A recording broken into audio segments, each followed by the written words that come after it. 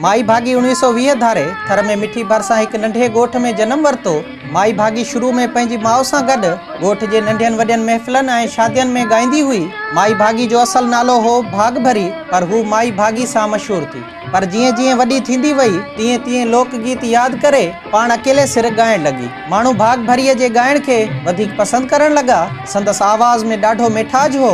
जॾहिं झुंगारींदी हुई त कंहिं कोयल जहिड़ो सोज़ ॾसबो हो। भाग भरी घटि ॻाल्हाइणी हुई, अक्सर ख़ामोश वेठी हूंदी हुई। कलाकनि जा कलाक तन्हाई में वेही चप चोरींदी हुई। भाग भरीअ खे पंहिंजे थर सां ॾाढो प्यार हो, सदाई थरी गीत ॻाईंदी हुई। 1967 में माई भागी मारीअ ते ॻाइण लाइ आई, जिते रेडियो पाकिस्तान हैदराबाद जो प्रोड्यूसर शेख गुलाम हुसैन बि मौजूदु हो। जंहिं माई भागीअ खे रेडियो पाकिस्तान ते ॻाइण जो चयो, हुन राज़िपो ज़ाहिर कयो। माई भागी रेडियो पाकिस्तान हैदराबाद ते पहिरियों गीत तारनि मां तरंदी अचे ॻायो, जंहिं तमामु घणी मक़बूलियत बाणी।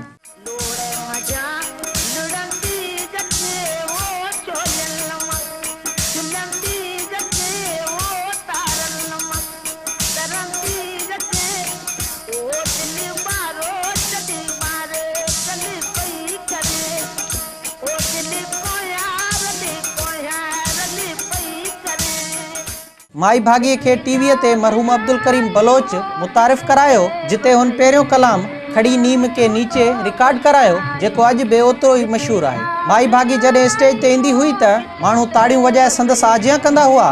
केतिरनि मौक़नि ते ईअं बि थियो त माण्हू माई भागीअ खे उथण न ॾींदा हुआ। हिकु कलाम खां पोइ ॿियों, टियों, चौथों बस गीतनि जो अणखुट सिलसिलो शुरू थी वेंदो हो।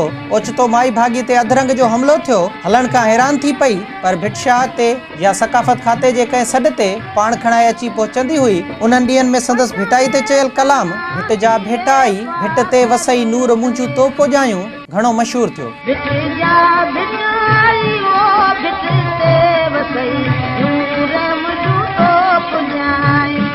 हुन पंहिंजी मुख़्तसिर फ़नी ज़िंदगीअ में शोहरत जी कॾहिं बि परवाह न कई। पंहिंजे फ़क़ीराणे रंग खे कॾहिं बि तर्क न कयो। पीरनि फ़क़ीरनि सां अक़ीदत हुअसि।